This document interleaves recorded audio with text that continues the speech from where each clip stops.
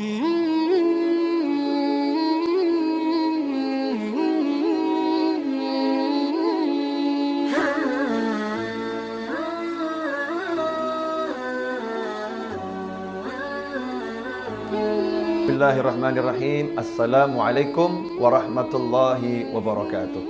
Kaum muslimin dan muslimat yang dimuliakan Allah, alhamdulillah kita berada di bulan Sya'ban yang dimuliakan Allah Ta'ala, bulan yang terletak di antara Rajab dan Ramadan, yang mana Nabi kita Muhammad sallallahu alaihi wasallam telah menyatakan kepada istri beliau Aisyah radhiyallahu ta'ala anha, ketika Sayyidah Aisyah radhiyallahu ta'ala anha bertanya kepada beliau, mengapa beliau tampak berpuasa lebih banyak di bulan Sya'ban ini dibandingkan bulan-bulan yang lain.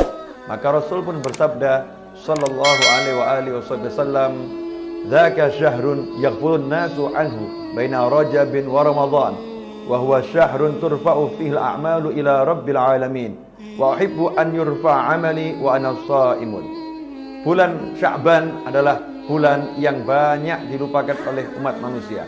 Banyak umat manusia yang merupakan bulan Sya'ban ini, bulan yang diapit oleh dua bulan mulia, yaitu bulan Rajab dan bulan Ramadan. Di bulan Sya'ban inilah amal umat manusia diangkat, dilaporkan kepada Allah Subhanahu wa ta'ala. Dan aku ingin amalku dilaporkan sedangkan aku dalam keadaan berpuasa. Kaum muslimin dan muslimat yang dimuliakan Allah, kita telah berada di bulan Sya'ban, dan di bulan ini ada satu malam yang sangat mulia, malam yang penuh dengan barakah, malam yang penuh dengan rahmat, malam nisfu Sya'ban. Para ulama rahimahullah di seluruh penjuru dunia mengajak umat Islam untuk di malam nisfu Sya'ban berbondong-bondong mendatangi surau, langgar, masjid, musola, berdoa, berzikir, berkumpul untuk mengingat Allah Subhanahu wa ta'ala. Karena itu, mari di malam nisfu Sya'ban di bulan ini yang insya Allah jatuh pada hari Kamis malam Jumat 11 Mei, kita semua mendatangi surau, langgar, musola, dan utama masjid untuk berkumpul, berdoa, berzikir kepada Allah Subhanahu wa ta'ala. Manfaatkan malam itu untuk menyongsong Ramadan. Manfaatkan malam itu untuk menggapai ampunan Allah Subhanahu wa ta'ala. Jangan sampai kita lupakan malam yang mulia ini. Karena dalam suatu hadis, Sayyidatuna Aisyah radhiyallahu ta'ala anha pernah suatu malam mencari baginda Muhammad SAW yang hari malam itu tidak ditemukan di samping tempat tidurnya. Di awal tidur bersama Sayyidatuna Aisyah, kemudian di tengah malam Sayyidatuna Aisyah melihat Rasulullah SAW tidak berada di sisinya. Maka beliau pun mencarinya dan mendapati Nabi Muhammad SAW sedang berada di pemakaman Baqi, pemakaman para sahabat radhiyallahu ta'ala anhum, dan Rasul sedang menengadahkan wajahnya ke langit dan berdoa kepada Allah Subhanahu wa ta'ala.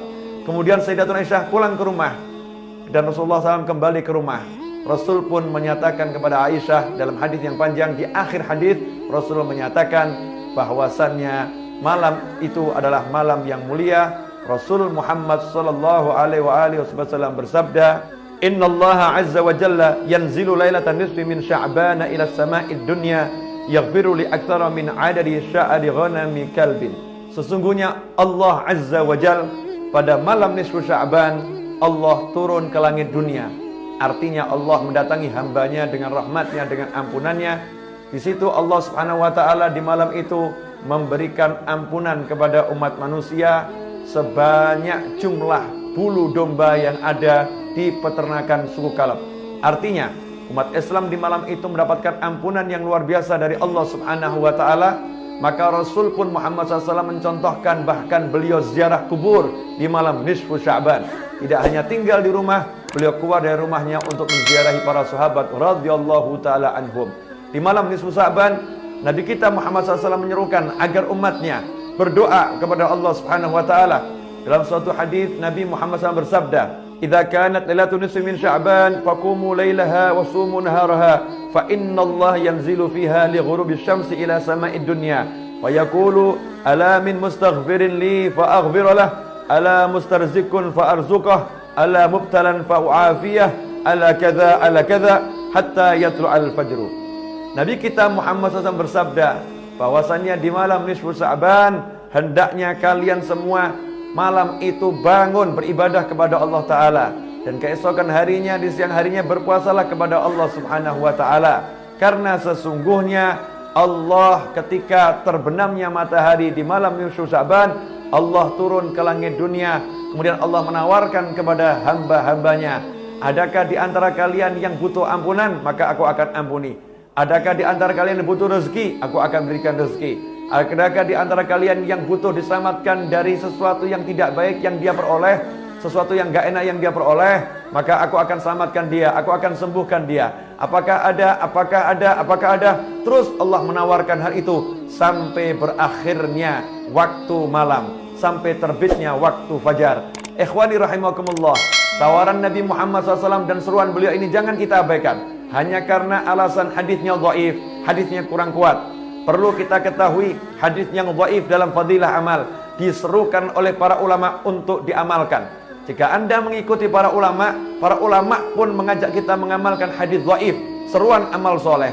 Maka sudah saatnya mari kita berbondong-bondong mengamalkan hadis ini, berbondong-bondong ke surau, ke langgar, ke masjid, berdoa bersama, berzikir, mohon kepada Allah Subhanahu wa taala. Kemudian keesokan harinya tepat tanggal 15 Sya'ban berpuasa, puasa sunnah. Kalau Anda tidak percaya dengan puasa sunnah nisfu Sya'ban, maka percayalah bahwa setiap pertengahan bulan kita diperintahkan untuk berpuasa.